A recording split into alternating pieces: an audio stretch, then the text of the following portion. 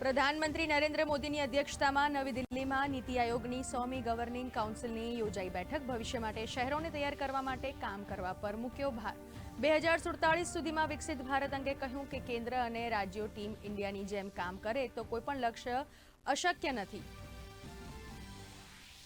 ભારતીય પ્રતિનિધિમંડળ પાકિસ્તાનનો આતંકી ચહેરો છતો કરવા પહોંચ્યું જાપાન। મિશન સફળતાપૂર્વક પૂર્ણ થયા પછી દક્ષિણ કોરિયા માટે રવાના।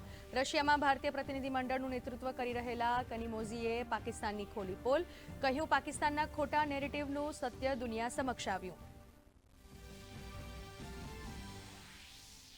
વિદેશ મંત્રી ડોક્ટર એસ જયશંકરે કહ્યું દુનિયાનો કોઈ પણ દેશ આતંકવાદને નથી આપતો સમર્થન, દરેક દેશ આતંકવાદની કરી રહ્યું છે નિંદા। જર્મનીએ આતંકવાદ સામે ભારતના સંરક્ષણને આપી માન્યતા।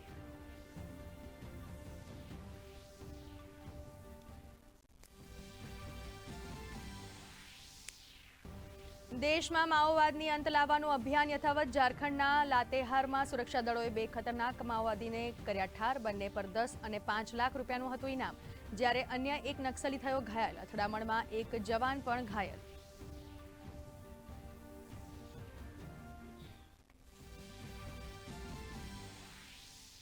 ગુજરાત એટીએસે કચ્છ બોર્ડરથી પાકિસ્તાની જાસૂસની કરી ધરપકડ। બીએસએફ અને ઇન્ડિયન નેવીના ગુપ્ત ઠેકાણા વોટ્સએપ એપ દ્વારા મોકલતો હતો પાકિસ્તાન, જ્યારે બનાસકાંઠામાં પાકિસ્તાની ઘૂસણખોરીના પ્રયાસને બીએસએફ જવાને બનાવ્યા નિષ્ફળ। બીએસએફ જવાને ફાયરિંગ કરી તેને સ્થળ પર જ કર્યો ઠાર।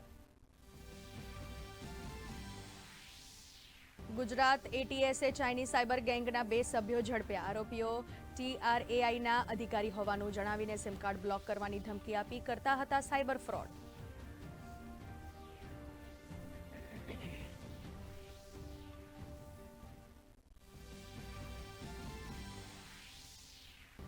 હીરા ઉદ્યોગમાં મંદી વચ્ચે બેરોજગાર રત્ન કલાકારો માટે આર્થિક પેકેજ થયું જાહેર।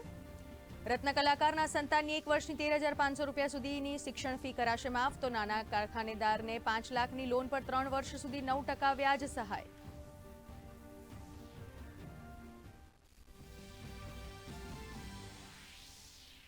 રાજ્યપાલ આચાર્ય દેવવ્રત સ્વચ્છ સાબરમતી મહાઅભિયાનમાં જોડાયા। ગુજરાત વિદ્યાપીઠના વિદ્યાર્થીઓ અને શિક્ષકોએ તેમની સાથે સ્વચ્છતા માટે કર્યું શ્રમદાન।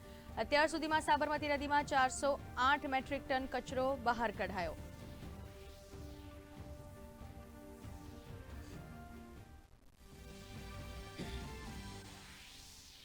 સોળ વર્ષ બાદ નિર્ધારિત સમય કરતાં 8 દિવસ વહેલા કેરળમાં ચોમાસાની એન્ટ્રી, તો રાજ્યમાં સૌરાષ્ટ્રના દરિયાકાંઠાઓ પર એલર્ટ। જાફરાબાદમાં દરિયો તોફાની બને તેવી શક્યતાના પગલે 1 નંબરનું સિગ્નલ લગાવાયું।